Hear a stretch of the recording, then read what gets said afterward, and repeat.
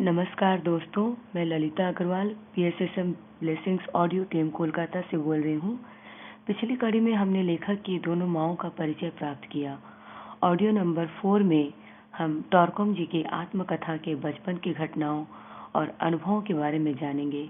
लेखक बताते हैं, जब मैं बहुत छोटा था, एक दिन रास्ते में खेल रहा था और विपरीत दिशा से एक गाड़ीवान 6 घोड़ों के साथ आ रहा था। मैं रास्ता पार करने की कोशिश कर रहा था, लेकिन दुर्भाग्यवश बीच रास्ते में ही गिर गया और गाड़ी वाला घोड़ों सहित बिना कोई नुकसान पहुंचाए मेरे ऊपर से गुजर गया। यह सब कुछ इतनी जल्दी में हुआ कि मुझे अपने अंदर डर का एहसास तक नहीं हुआ। मेरी माँ, जो मुझे खिड़की से देख रही थी, चिल्लाते हुए आई। उन्हें लगा कि मैं गाड़ी से दबकर मर चुका हूँ, लेकिन उन्होंने जब मुझे मुस्कुराते हुए देखा तो वो शांत हो गई और बिना कुछ बोले उन्होंने मेरी दूसरी माँ को बुलाया और मुझे उनके साथ भेज दिया। कुछ दिनों बाद दोनों माएँ मुझे उसी जगह पर लेकर गई जहाँ दुर्घटना घटी थी और मुझे वह सब कुछ कल्पना करने के लिए कहा जो उस दिन घटा था। मैंने वैसे ही किया। उसके बाद दोनों माँओं ने मेरी लंबी और खुशहाल जिंदगी के लिए, मेरी सलामती के लिए प्रार्थना की। उसके बाद मेरी दूसरी माँ मुझे अपने घर ले आई। उनका मेरी तरह एक बेटा था और उनके पति सिपाही थे जो महीने में एक बार वहाँ आया करते थे। अपने घर पर मुझे व्यस्त रखने के लिए उन्होंने मुझे रंग बिरंगी पेंसिल दे रखी थी जिनसे मैं चित्रकारी किया करता था और इस काम में मुझे बहुत आनंद आता था।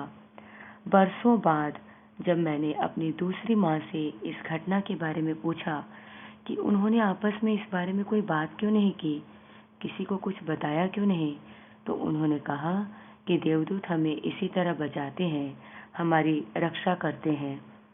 तुम्हारे मन में किसी तरह का डर न आए और तुम अपनी पहली माँ की नकारात्मक भावनात्मक तरंगों से प्रभावित न हो जाओ, इसलिए हमने तुम्हें उस घटना के बाद उनके करीब नहीं रहने दिया।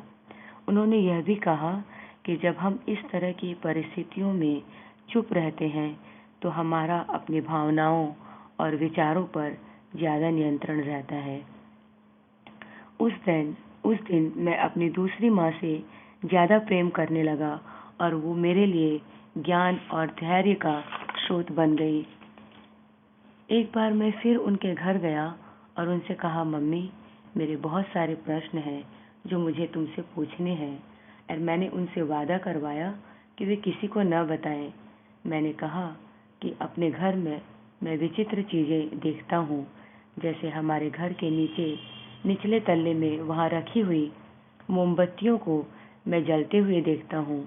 जब मैंने इस बारे में अपनी पहली माँ से कहा तो वो मुझे उस जगह पर लेकर गई, लेकिन अफसोस उन्हें वैसा कुछ भी दिखाई नहीं पड़ा। उन्हें लगा कि मैं मानसिक रूप से अस्वस्थ हूँ, इसलिए उन्होंने मेरे ऊपर एक क्रॉस का चिन्ह बनाया और ईश्वर से मेरी सुरक्षा की प्रार्थना की। मैंने उनसे पूछा कि ऐसा क्यों हुआ कि मेरी पहली माँ को वो सब कुछ नहीं दिखाई पड़ा जो मैं देख रहा था, या मुझे समझ नहीं पाई। तो मैंने उनसे कहा कि हमारी आंखें एक जैसी नहीं होती।